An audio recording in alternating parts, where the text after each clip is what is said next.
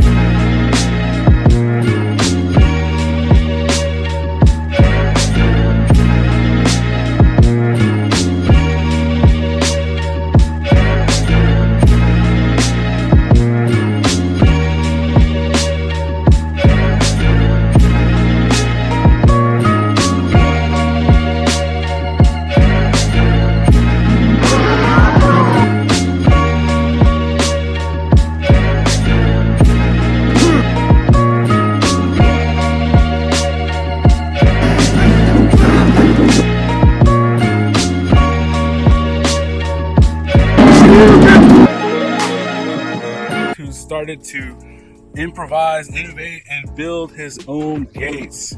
So we had a couple questions for him, and as you can see, this is version 2 of the gates he has made. Look at the craftsmanship. Oh, this thing is beautiful. So, couple of questions. What inspired you to start making your own gates, and what skills did you have to learn? Well, so first of all, you need a little material to have a race. So having more material, you can do more stuff. And then when you break your material, it's nice to know when you can repair it and how you can repair it. And then basically how I learned it is just with my wife. My wife knows how to sew, and she taught me how to do it. It's like a 3D printing, but then 2D. So hey, you can make a lot of stuff that we need for flying. So yeah. Nice, nice.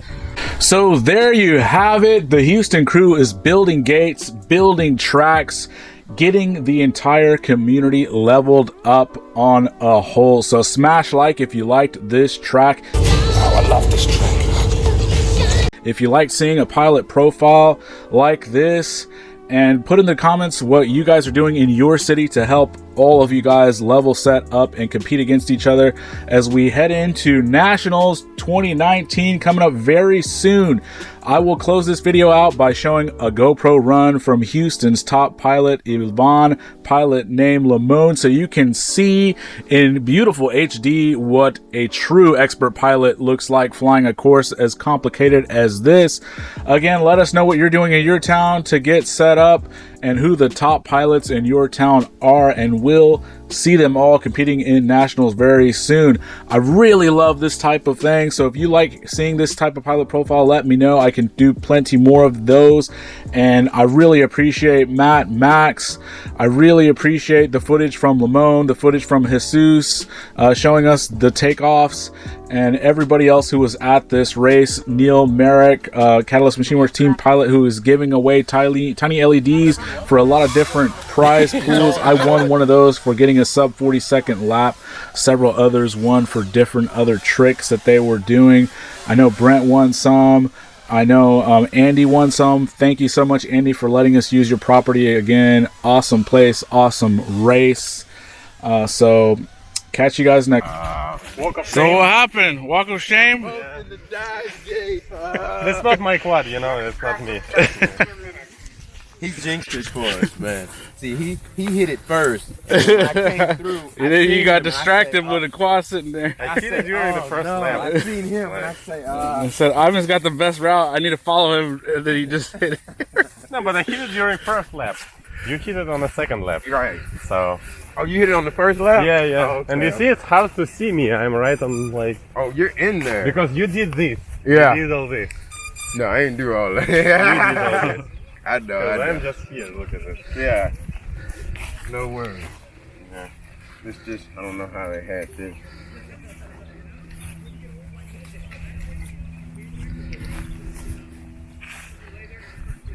Easy peasy. This works pretty good. Yeah, it does. There we go. It's all like lungy-like. It's cool. All right. Okay. Next practice starts in 1 minute. I don't mind crashing like that. I was trying to get it. I had the music in the ear.